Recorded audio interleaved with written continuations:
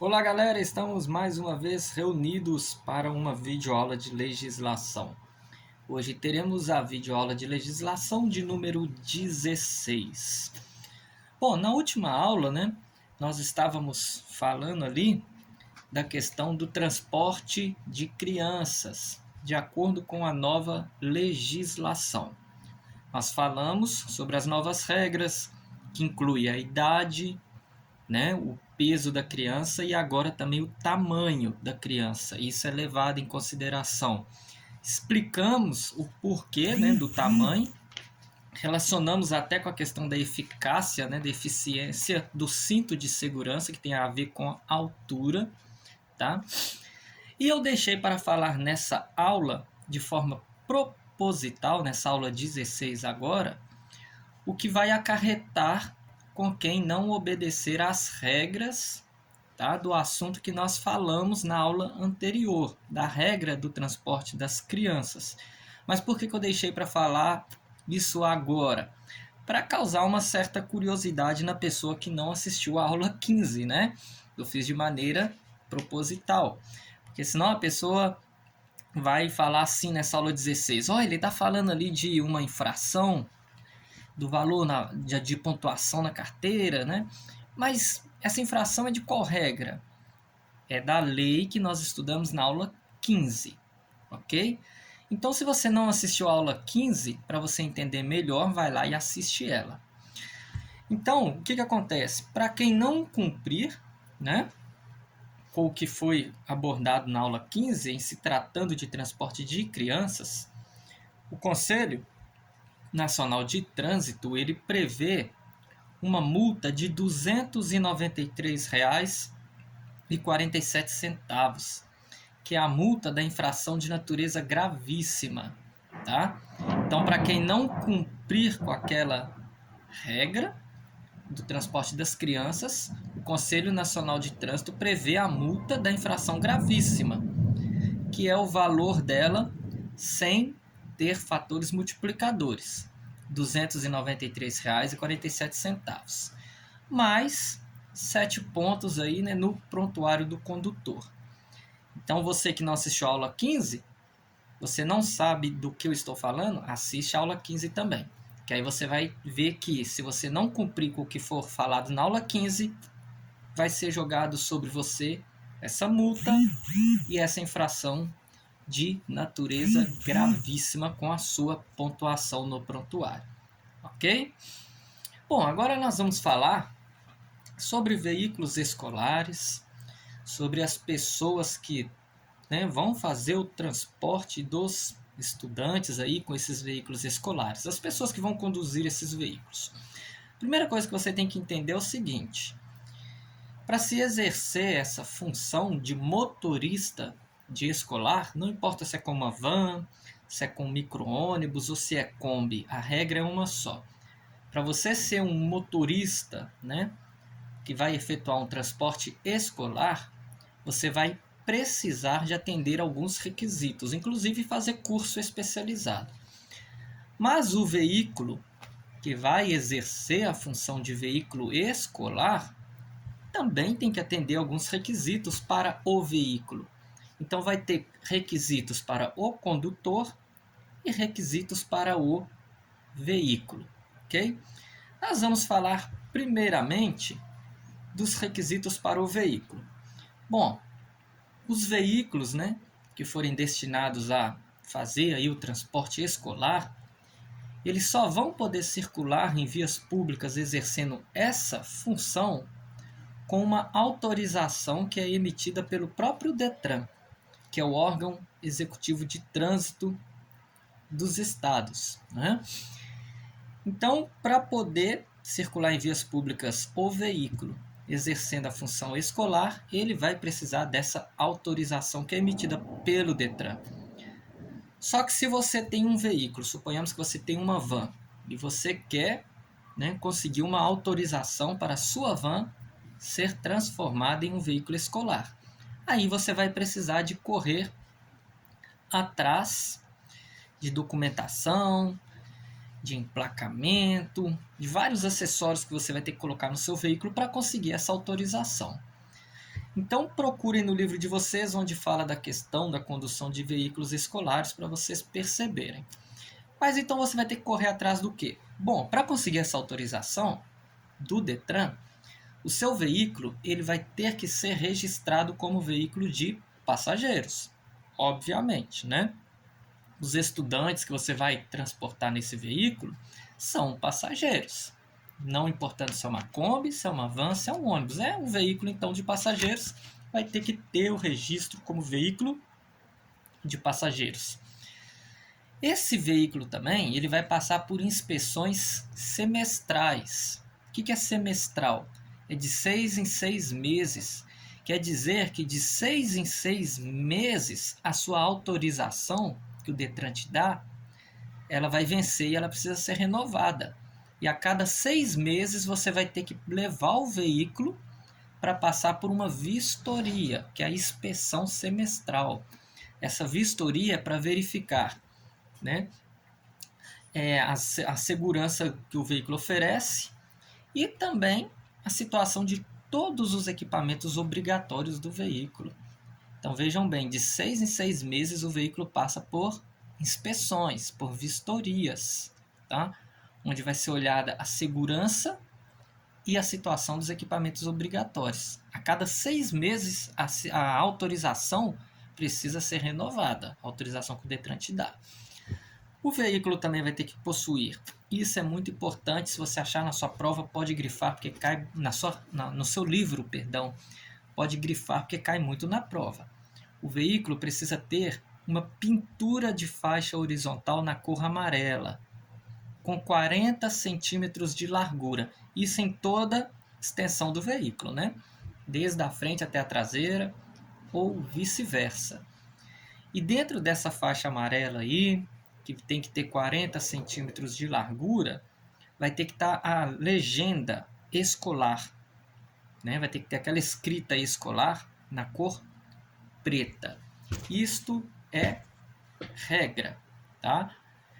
Você só consegue a autorização do Detran se tiver o registro como veículo de passageiro e se você já tiver colocado essa faixa no seu veículo. Aí o Detran vai avaliar isso aí, vai fazer a vistoria e ver. E outras situações que nós vamos ver aqui agora também. O seu veículo também vai ter que possuir o equipamento nele chamado de tacógrafo. Mais para frente nós vamos falar melhor sobre o que é o tacógrafo. Okay? Vai ter que possuir lanternas de luz branca, fosca ou amarela, tá? Ou branca ou fosca ou amarela, isso não importa, na parte superior dianteira do veículo, ou seja, na parte da frente dele em cima. E vai ter que ter lanternas de luz vermelha na parte superior traseira, na parte de cima, só que lá atrás, ok? Então na frente são lanternas na parte de cima, só que na cor branca, fosca ou amarela. E na parte de cima lá atrás é na cor vermelha, também em cima. E o veículo vai ter que ter cinto de segurança em número igual à lotação. Se é uma Kombi que vai caber 12 estudantes, né, 12 passageiros, tem que ter, além do cinto do motorista, 12 cintos ali para os passageiros. E a mesma coisa vai ser com ônibus ou com van. Então esses são requisitos para o veículo conseguir essa autorização do Detran para que ele possa circular nas vias públicas exercendo a função de escolar. Mas lembrando que essa autorização vai vencer de 6 em 6 meses. E a cada 6 meses você precisa levar o veículo para passar por uma nova inspeção, onde eles vão olhar tudo isso de novo. Se tiver tudo certinho, vão te dar uma autorização renovada. Se não tiver, se tiver alguma coisa errada, eles vão pedir para você corrigir o que está errado primeiro, voltar com o problema resolvido e depois te dar essa autorização, ok? Agora vamos falar dos requisitos para o condutor que quer dirigir o veículo escolar, né? Bom, o condutor ele vai ter que ter uma idade superior a 21 anos de idade. Então não basta só ser habilitado, não. Né? Porque a gente tira a carteira a partir dos 18 anos, mas não basta só ter habilitação. Ele precisa ter idade superior a 21 anos de idade. Ele vai ter que ser habilitado nas categorias D, ou E, que a gente já estudou em aulas anteriores, né? A descrição de cada categoria. Categoria D ou E, ele vai ter que passar por um exame psicotécnico especial, é um exame bem mais criterioso, tá? E ele vai ter que fazer um curso, um treinamento específico nessa área, no qual ele vai ter que ser aprovado nesse curso. Entenderam? Além de não ter cometido nenhuma infração grave ou infração gravíssima, e nem ser reincidente em infrações médias durante os últimos 12 meses. O que é reincidente? Reincidente é ter feito mais de uma infração média. Se fez mais de uma, já é reincidente. Então ele pode ter até uma infração média registrada no nome dele durante aquele ano, mas mais de uma não pode. Então esses são os requisitos para ser o condutor. Maior de 21 anos, categoria D ou E, exame psicológico especial vai ter que ser aprovado nele, curso, né, um treinamento específico do qual você vai ter que ser aprovado também, e não ter cometido aí essas infrações, nenhuma grave, nenhuma gravíssima, e não ser reincidente em infrações médias. Então essa é a situação da condução de escolares, requisitos para o veículo poder exercer a função e para o condutor exercer a função de motorista escolar. Agora nós vamos falar da situação do PCD. O que é PCD? É o condutor, né, conhecido como pessoa com deficiência. Mas aqui na verdade a gente vai falar de um candidato, né, uma pessoa que quer ser um motorista e ele possui deficiências físicas. A gente não vai falar de quem já tem a carteira de motorista. A gente vai falar de quem vai tirar a carteira. Bom, primeiramente temos que entender o seguinte: o exame de direção veicular, o exame prático, para quem é deficiente físico, ele é uma prova especial, tá? É uma prova especializada. Então, essa pessoa, esse candidato, ele vai ser avaliado por uma comissão especial. E essa comissão especial é composta por, no mínimo, um examinador de trânsito que vai avaliá-lo, né?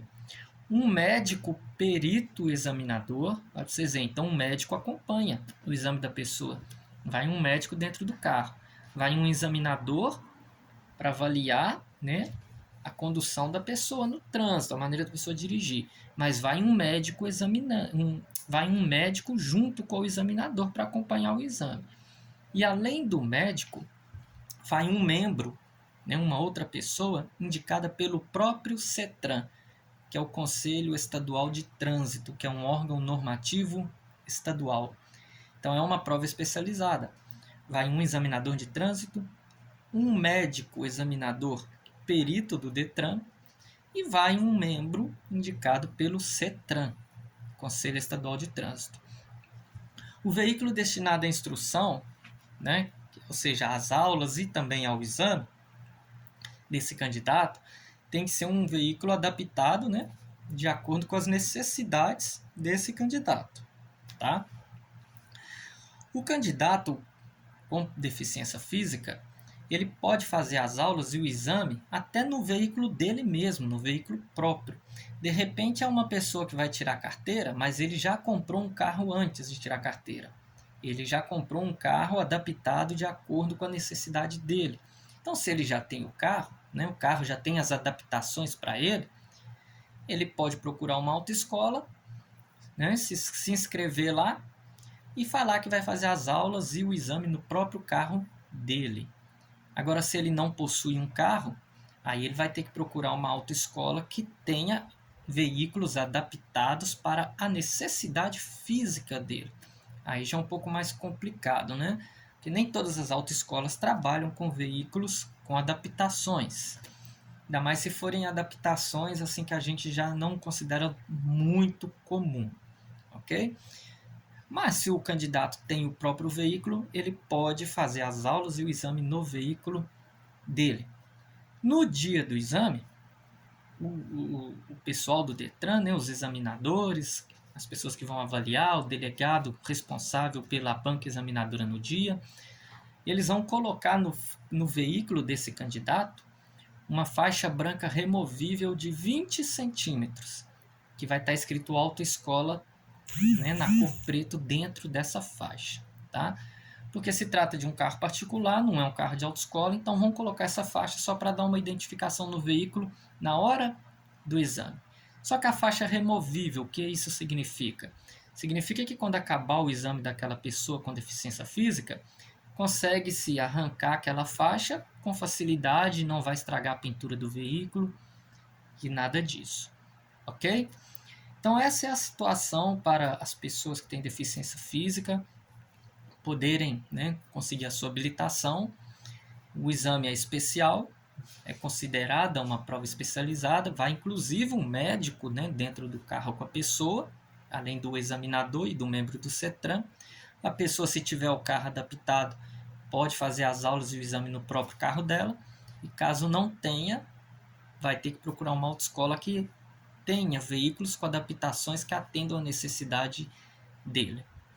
Na próxima aula, a de número 17, nós vamos falar da situação dos condutores estrangeiros, pessoa que sai do Brasil e vai tirar a carteira em outro lugar, ou pessoa que tirou aqui no Brasil mesmo e vai lá para o outro país, será que pode dirigir, como que fica, como que funciona, né?